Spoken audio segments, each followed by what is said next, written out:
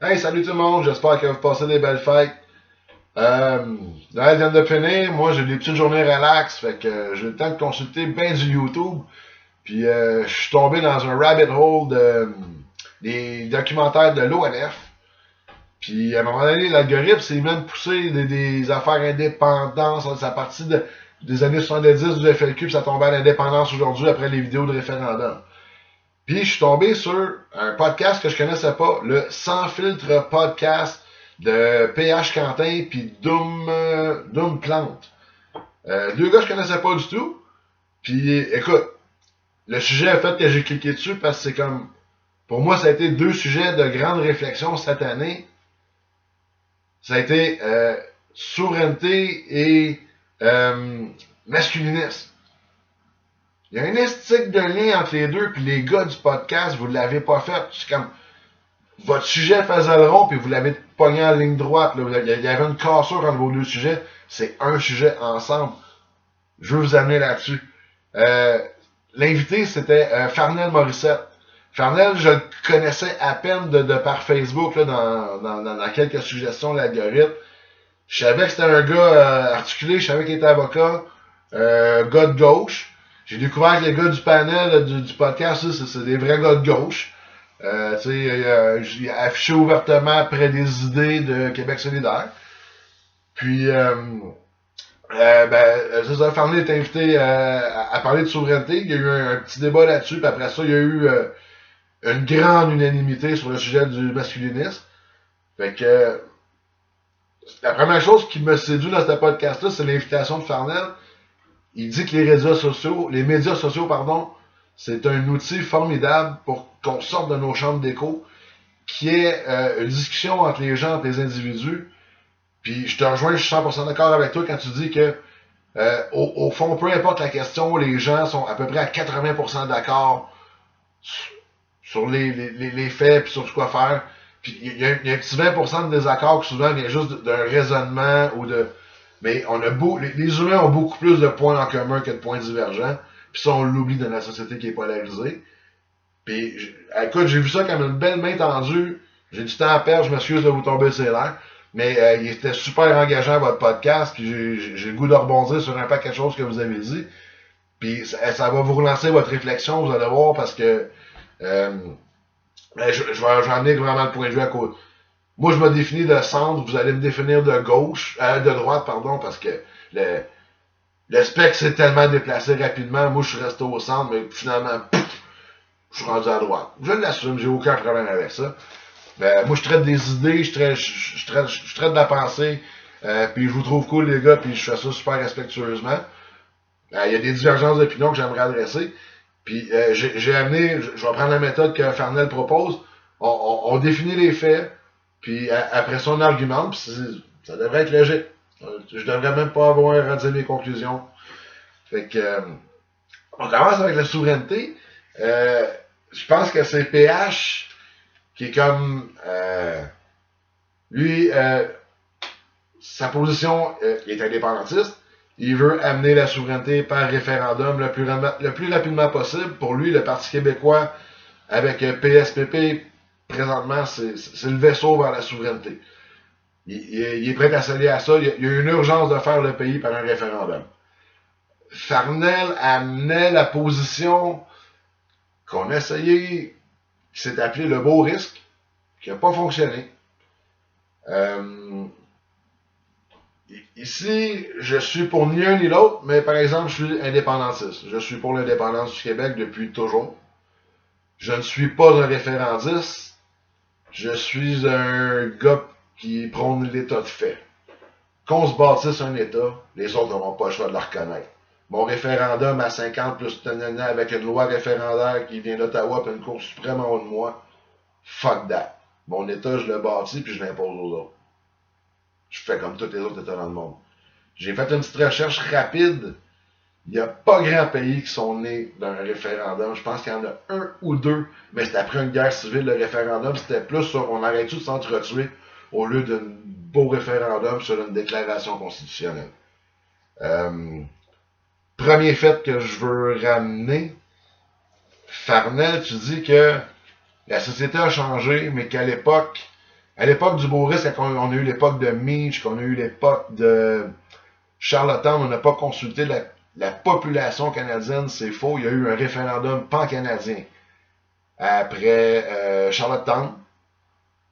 Les populations de certaines provinces l'ont refusé, dont une province, c'est surprenant, qui a refusé le deal. Le Québec a voté non à presque 57%. On a refusé l'accord de Charlottetown, qui était une version diluée, poche, de nos demandes qui avaient déjà été refusées à Meach. Fait que moi, je regarde comment les discussions dans le rock, le reste du Canada, se passent actuellement vis-à-vis, à l'égard du Québec. Tu dis que tu as habité dans le reste du Canada. C'est vrai qu'on sort du Québec, on est quand même bien accueillis. Il n'y a pas d'hostilité, mais quand on n'est pas là, ils parlent de nous autres. Là. Écoute, fais juste marquer péréquation sur Twitter, sur X, puis voler. Là. Écoute, non, ils nous haïssent, là. Fait, je pense pas qu'il y ait de cadeau constitutionnel à nous faire, de session à arriver. Où ce que je te rejoins, par exemple, Fernand, c'est pour moi, le Canada, sa constitution est pas viable. Le Canada, c'est un pays qui il est arrivé à la fin de son projet initial, puis qu'il doit absolument se renouveler de A à Z. Tu as soulevé l'importance des questions autochtones. 2025-2026, là, au Québec, c'est quoi? 14 nations, je pense? 11 à 14 nations? Faut vraiment tout réimaginer le cadre constitutionnel. Faut vraiment réimaginer notre avenir collectif, qu'on le fasse soit en tant que Canadien ou en tant que Québécois. On est à un point là, où faut sortir la planche à dessin, là, puis il faut inventer notre avenir. Là. Les vieux modèles ont tous été déconstruits ou se sont écroulés par désuétude. Là, il faut avoir la maturité de s'attaquer aux vraies choses. La négociation, Fernand, est inévitable. Elle va se passer d'une manière ou d'une autre. Je pense qu'on est dans une culture occidentale, anglo-saxonne, où on veut faire, si on a la chance de faire les choses de façon civilisée, on le fait, on veut pas se taper dessus tout de suite. Fait que je crois que le meilleur moyen de négocier dans la vie, tu l'as dit, t'es avocat des affaires. Moi, je veux jamais négocier deux mains attachées. Je vais les négocier d'égal à égal. Je serais prêt à me donner un mandat, même pas un mandat, je déclare ma souveraineté par référendum. J'ai pas de problème à ce que le référendum soit mon mandat de grève, mon rapport de force. Je suis déjà séparé. Là, tu vas négocier sérieusement avec moi. La fameuse question, c'est quand le temps de quitter ta blonde, là? Là, t'es pas en train d'essayer de régler une chicane. Là, ta blonde vient d'apprendre que ton stock est déjà sorti de l'appart. Puis là, on règle comment qu'on split le compte de banque. Puis ce qu'on a vraiment en commun, qui est attaché par des papiers. Parce que ce qui est matériel, puis ce que je pouvais mettre la main là-dessus, puis ce qui était à moi, je l'ai déjà fait. Ton rapport de force puis de négociation avec l'autre côté, pas mal plus puissant. Ils nous ont déjà vus arriver à genoux puis retendre la main. Ils savent que c'est quelqu'un qui n'a pas de fierté qui fait ça. Là. Ils savent qu'ils ont le gros bout du bâton. Si la population ne sait pas, dis-toi que le Orange Club de Toronto, ils savent. Le Laurentian Club aussi, ils savent. L'Université de Toronto, c'est pas des caves. Londres, c'est pas des caves. Amener la sécession, la souveraineté du Québec, ça va avoir des gros remous, il va y avoir des gros adversaires en avant de nous autres. Moi, je veux couler franc. On le sait de toute façon que le pacte, puis peut-être nord-américain, l'idée que le Canada est un 51e État, c'est pas une idée qui est folle. Farnell, t'es le premier à à vouloir faire la comparaison avec toute l'intégration européenne. Puis je trouve que tu l'amènes d'une façon qui est un petit peu détournée de la réalité. Tu dis que les Français ont choisi, puis que l'intégration européenne, c'est une bonne chose. C'est une bonne chose. Il y a énormément de... Ça, c'est très relatif.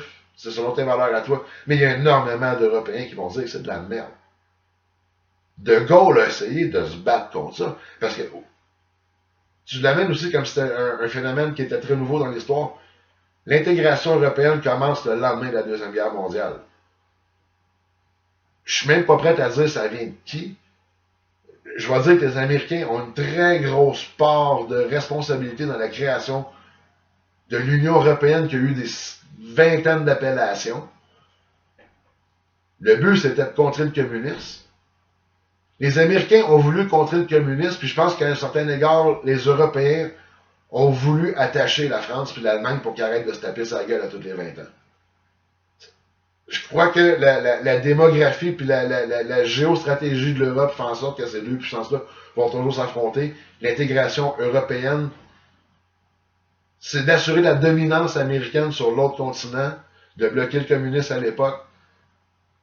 C'est une recette de tout ça. Tu dis que les Français l'ont choisi, c'est faux.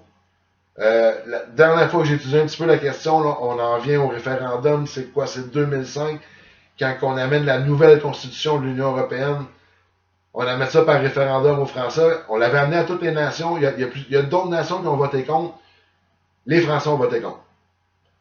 Les politiciens, les fédéralistes de l'Europe, ceux qui veulent toujours sortir, amoindrir la souveraineté des États européens, parce que ça, c'est une nuance que tu fais pas. En Europe, c'est des États souverains qui discutent entre eux. Nous, on est dans un contexte de province. Je me ramène au latin du mot province, c'est très important. Oui, c'est ça, c'est des nations souveraines qui négocient entre eux, qui sont en train d'éroder leur propre souveraineté pour la donner à une entité qui leur est supérieure. Les politiciens européens veulent ça. On peut faire du conspirationnisme. Il y a une élite qui veut amener une intégration européenne. Elle n'est pas payante pour les peuples. Elle est payante pour la classe dominante en Europe. On peut faire un peu de marxisme, les gars. Vous êtes des QS, vous êtes à l'aise avec les concepts, certainement. C'est. L'intégration de l'Europe, c'est ça. C'est. Les politiciens l'ont fait par eux-mêmes. Ils ont pris la constitution qui a été refusée. Ils ont changé le titre, ils ont tassé des virgules, ils l'ont taponné un petit peu, puis ils l'ont voté par les assemblées nationales. Le peuple français ne l'a pas choisi. Je suis parti longtemps pour rectifier un fait. Je trouvais que c'était important. Mais c'est ça, le fédéralisme renégocié, si tu veux le faire, il faut absolument que tu le fasses avec les deux mains libres. Fait que fais-toi un État de facto. Ça, c'est ma théorie. Fais-la par référendum, c'est un petit peu moins fort, mais ça t'amène une légitimité, ça t'amène un rapport de force à la table. Parce que si tu t'en vas là juste de bonne foi, comme Legault a fait, c'est vrai, comme on fait depuis des ententes à la pièce, ben tu t'en sors pas. Puis tu nous demandais pour notre survie qu'est-ce qu'on a de besoin. On a besoin de sortir de la Cour suprême, première affaire. Alors, contrôler notre immigration, là, vous allez voir plus tard, mais quand on parle du masculinisme, l'immigration, oui, il faut la contrôler, mais il y a des enjeux qu'on veut même pas voir par rapport à ça. Le fait que dans peut-être 10-15 ans là, de la bonne immigration à faire venir ici, il n'y en a plus. On a une pyramide des âges qui est sur le déclin. 2024, je ne sais pas si vous le savez, 2024, c'est la première année dans l'histoire du Québec, de la Nouvelle-France, du Bas-Canada, qu'on a moins de naissances que de décès. Fait que ça veut dire que là, on vient de faire, OK, avant on avait une croissance de la population, on avait stagné, puis là on vient de commencer à notre population descendre. Le seul moyen de la maintenir, c'est d'avoir de l'immigration. Mais la forme de la pyramide des âges qu'on a ici, tous les pays occidentaux l'ont. Fait que là, ce qui te reste comme immigration, t'as de la misère à... L'immigration mondiale qui va rester à faire venir ici, ça ne fonctionnera pas. Le projet du fédéral, on sait que c'est de nous noyer en dedans de... Ils veulent un pays de 100 millions avant 2035, en affaire même. Une astuce de folie, là. Fait que... Tu sais, PH, quand tu dis que tout t'endort pas pour préserver la culture québécoise, là, on va commencer à voir la transition vers le masculinisme. Je suis d'accord, préserver la culture, on va la définir, c'est important. Farnell amène une super belle nuance quand il dit que dans 20 ans, on peut encore parler français, mais être américanisé de A à Z. C'est une chose qu'il faut prendre en considération là, dans toute notre réflexion par rapport à l'indépendance. Parce que moi, je me dis, faire l'indépendance, moi, c'est vrai que c'est pour préserver. OK, je vais aller loin, je vais être ethno-nationaliste. Moi, je veux préserver la race canadienne-française. Parce que, à quelque part, quand on me parle de culture québécoise, ben, moi, c'est ça. Puis, il y a des immigrants qui sont venus s'ajouter à cette culture-là. Mais il y a une petite gang d'immigrants qui se sont pas ajoutés à cette culture-là. Puis pour moi, les anglophones du West Island ne font pas partie de ma culture. J'ai trop de différences fondamentales avec eux pour dire qu'on fait partie de la même culture. Ils sont pas québécois, eux sont clairement canadiens dans leur identité. Puis moi, ben, mon québécois à moi, il est encore enraciné dans le canadien français. À la limite avec le métissage, puis avec les Premières Nations, tout ça, puis on a bien de la misère à s'en sortir si on veut préserver il faut la définir, la culture qu'on veut préserver. C'est laquelle? C'est laquelle? C'est celle qui est mondialisée. Tu veux amener la culture et les valeurs qui sont mondialisées? Ben, reste dans le Canada, puis intègre-toi aux États-Unis, puis intègre-toi à l'Amérique du Nord. C'est l'envers de ta démarche, là. Pour moi, faire la dépendance, c'est assumer notre spécificité. C'est arrêter d'être complexé. Fait la transition vers ça, c'est de se dire qu'est-ce qui fait une société? Puis qu'est-ce qui va nous donner une chance? Ça va être le nombre. Quand ta pyramide des âges s'écroule parce que tu fais 1,3 enfants par femme, tu as des estiques de grandes questions à te poser sur ton mode de reproduction parce que l'immigration ne fonctionnerait plus. Puis de toute façon, c'est contre ton idée de base. Ton idée de base, c'est de maintenir ta culture. Si par toi-même, dans ton Québec indépendant, tu fais venir le même nombre d'immigrants que le fédéral t'aurait mis dans la gorge, tu t'es quand même toi-même assimilé. C'est pas vrai que le fédéral va m'assimiler, moi le faire moi-même. Moi, tant qu'à ça, je vais rester assis, je ferai rien. Je vais arriver au même point au bout de la ligne. Mais là, je fais l'indépendance pour assurer ma survie du groupe canadien-français. Fait qu'il faut que par logique, la nation canadienne-française doit recommencer à faire des enfants. C'est crissement pas populaire de dire ça. Je vous entends déjà dire, tu iras pas dire aux femmes quoi faire de leur corps. Non, on va dire à la société qu'elle doit se reproduire si elle veut se préserver.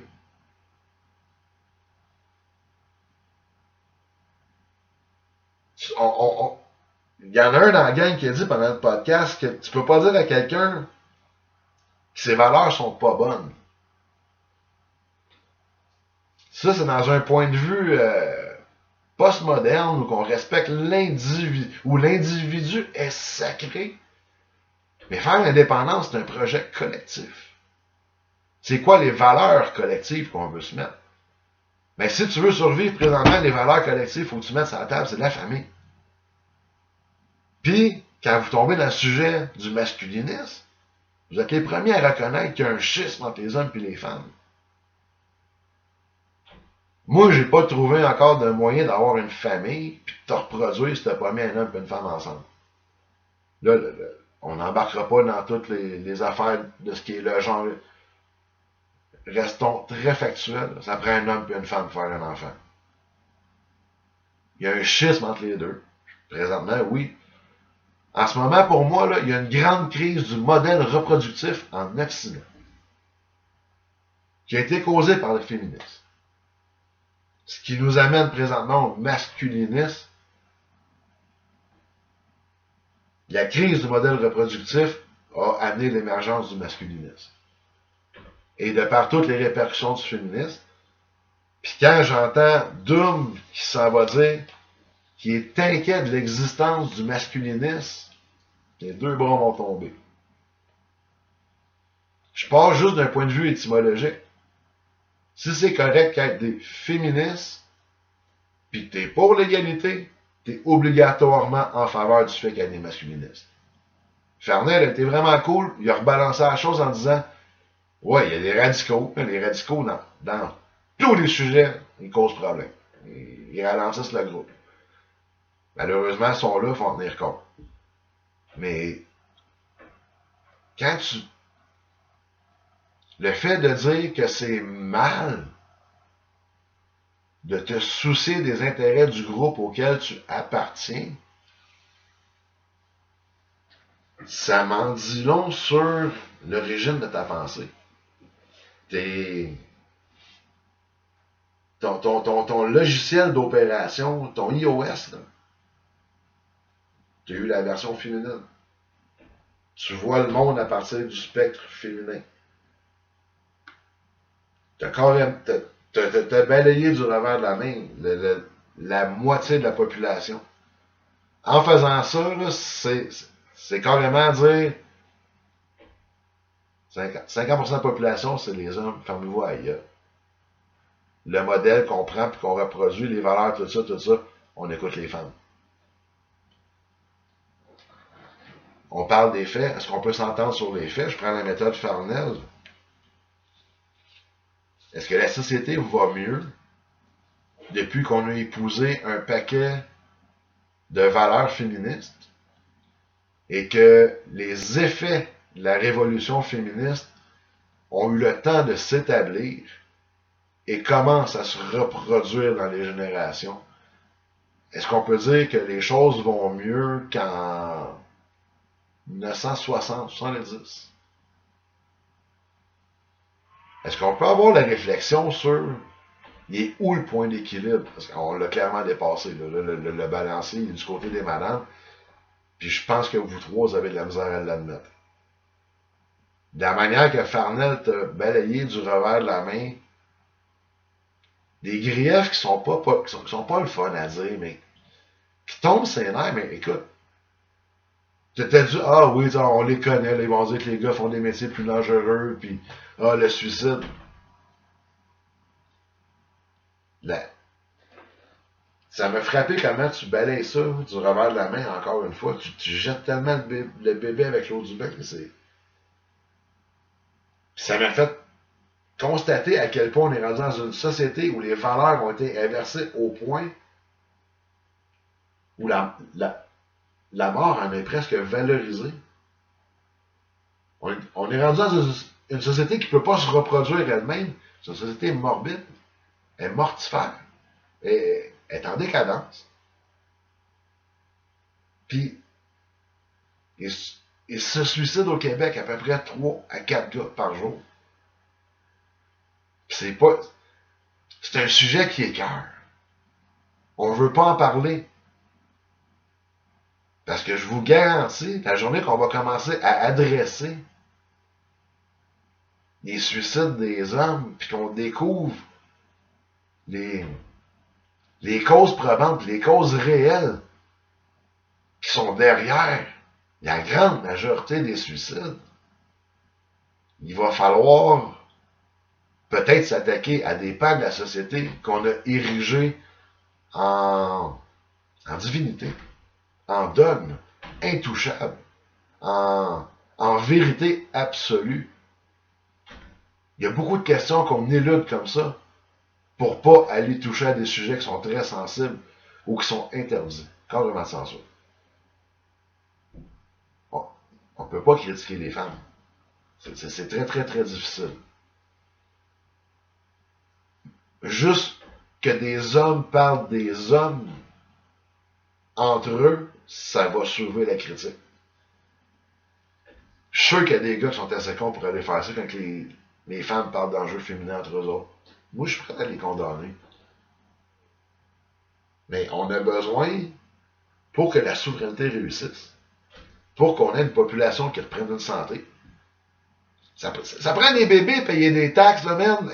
Qui va changer mes couches au CHSLD, là? Qui va payer ma pension? Votre pension, vous êtes avec, là? La Régie des rentes, il n'y a plus une Christine Sand dans la caisse dans 15-20 ans, là. Les boomers ont tous siphonné. Moi, je peux pas siphonner. Je peux pas fournir à renflouer la caisse à moi tout seul. Faut refaire des bébés. Juste ça. Il faut ramener. Tu sais, puis Charnel, tu dis toi-même, tu as ta place en tant qu'homme. Je t'entends. Je te comprends pas. Quelle place tu me réserves? Je veux choisir ma chaise. C'est pas au comité à Françoise David à me dire où je vais m'asseoir. Est-ce qu'on peut adresser le fait que on, on a le modèle féministe qui est là. Doom est contre le fait qu'on amène le modèle masculiniste. Moi, je vais dire où je me situe. J'aimerais ça qu'on soit toute la gang humaniste. Puis pour ça, il faut reconnaître des faits et des vérités. Puis tant qu'on est à la recherche d'un idéal, d'une valeur qui est déconnectée de la réalité, l'égalité, pour moi, ça vient biaiser beaucoup de réflexions. Sur beaucoup de plans, l'homme et la femme ne sont pas égaux. Mais excuse de le dire. Est-ce qu'un est meilleur que l'autre d'un point de vue moral? Non, pas du tout. Est-ce qu'un est meilleur que l'autre en qualité? Sur certaines qualités, un a des avantages, sur certaines qualités, l'autre a des avantages. L'autre a des défauts plus apparents. La nature là, nous a harmonisés à quelque part pour l'oublier. Puis on a mieux tapé sur nos petites différences. Encore. Être humaniste, puis écoute, j'aimerais ça être masculiniste, moi, puis tirer à couvert juste de mon bord, puis crier fort. Mais le problème, là, c'est que j'ai un petit gars de 4 ans, et j'ai une petite fille de 6 ans. Puis je veux pas qu'un gagne sur l'autre. Puis il y a des journées, je m'inquiète, là. Je me dis, si ça dérape encore à vitesse grand V de même, là, il y a des chances qu'un jour, la génération de mon fils arrache les souliers des filles puis les attache en arrière d'un point. Parce que Christ, ça va avoir tellement dégénéré, là. On n'est pas à l'abri de ça. C'est l'Afghanistan d'aujourd'hui, là. Et puis comme à QS, on aime bien ça attirer du monde d'une certaine portion de la planète, qui ont certains us et coutumes, qui pourraient donner des idées à nos jeunes hommes. Parce que l'autre, une masculinité, ils savent c'est quoi. Puis si on les laisse pas en avoir une vraie qui est bien structurée, ritualisée, bien encadrée, ils vont s'en fabriquer une, puis elle va être barbare. Puis quand la masculinité devient barbare, c'est là que les femmes sont attachées en arrêt d'un poil. Puis ça devient des usines à bébé. Puis qu'il n'y a plus de considération pour eux autres. Puis ça, je veux pas ça pour ma fille. Je veux que ma fille puisse aller au bout de ses horizons, de ses ambitions, qu'elle fasse tout ce qu'elle veut. Puis je veux que mon gars puisse faire ça aussi. Puis je le regarde, mon gars, il a 4 ans. Déjà aujourd'hui, je veux que la société crisse la paix à mon gars. Je pense que vous n'avez pas d'enfant à la manière que vous parlez. Puis Fernand, quand tu dis je me sens pas menacé dans mon existence, je vais te montrer comment la gang de Louvre peut s'attaquer à un petit gars de 4 ans. C'est hallucinant. Il est traité comme une petite fille défectueuse, puis pas juste le mien. Tous les petits gars au CPE. Pas juste au CPE que le mien y va. Tous les petits gars de mes collègues de travail. On est une gang, on a tous des bébés du même âge, là. La guerre contre les petits gars. On est plusieurs à avoir filles et garçons. Chris, on peut juger, là. On a du skin in the game. Puis je prends autant pour ma fille que pour mon gars. Mais les comportements masculins qui déjà ils veulent réguler parce que ça correspond pas au comportement de la petite fille, hallucinant, là. Mon fils, ils ont déjà dit qu'il pouvait être une petite fille s'il décidait. On peut partir de ce débat-là, là. Ma fille, non, pour rien parler de ça. Girl power! Go, continue. Fait qu'en tant que père de famille, moi, je suis vraiment préoccupé par toutes ces questions-là. J'aimerais ça laisser une nation, un État fort en santé, prospère, où il y a des belles valeurs constitutionnalisées de liberté, d'indépendance de l'individu, que l'État soit très, très, très bien encadré dans son action et dans ses champs de compétences en ayant le moins possible. Puis je veux que les relations hommes-femmes soient belles, je veux les petits-enfants un jour. Puis, tu sais, je m'inquiète, mon gars va-tu se suicider un jour? Il va-tu passer à travers les estis de divorce de marde qu'on passe, qu'on peut même pas adresser le comment du pourquoi on est coupable de tout. On est coupable de tout. Même quand on veut prendre notre blâme, là, mais qu'on veut juste dire, hey, quelque part, là, il y a un esti de déséquilibre dans la justice. Ferme ta gueule, t'es pas du bon bord. Ou faut que tu parles pour le bord des femmes. C'est une toute autre question, mais j'aimerais ça que les relations soient harmonieuses puis qu'on recommence à faire des enfants. Puis qu'on soit prospère comme nation. Juste ça. Fait que, tu sais, quand tu ne sais pas menacer, Farnell, y en a pour qui c'est beaucoup plus difficile. Tu sais, quand. C'est pas tout le monde qui est citoyen universel de la planète, puis. Il y en a qui sont pris dans le fucking shit, ça, là. Puis. Là, il y a le rêve américain qui s'est écroulé, là. Le rêve de famille s'est écroulé. Il reste quoi pour bien du monde que c'était. Que c'était vraiment. Il y avait conscience que c'était ça le but d'être sur Terre. Puis qu'aujourd'hui, c'est rendu presque impossible. Parce qu'on a tellement inversé les valeurs. Puis on a tellement mis en place un système qui défavorise la famille et les enfants qu'on a un prix à payer. C'est des sujets que vous voulez rebondir, si ça vous a plu, si vous voulez me répondre, on peut partir un échange. Invitez-moi, je vais y aller, ou on s'envoie des vidéos, mais j'aime ça. On brise la chambre d'écho, puis on se sert des médias sociaux. Dans le respect. Moi, on parle d'idées, puis c'est bien correct. Puis je suis prêt à changer d'idée si vous me démontrez avec votre raisonnement que ça marche pas. Joyeuse fête, bonne année 2026, puis on mise sur qu'est-ce qu'on a en commun. Des belles moustaches. Ciao boys!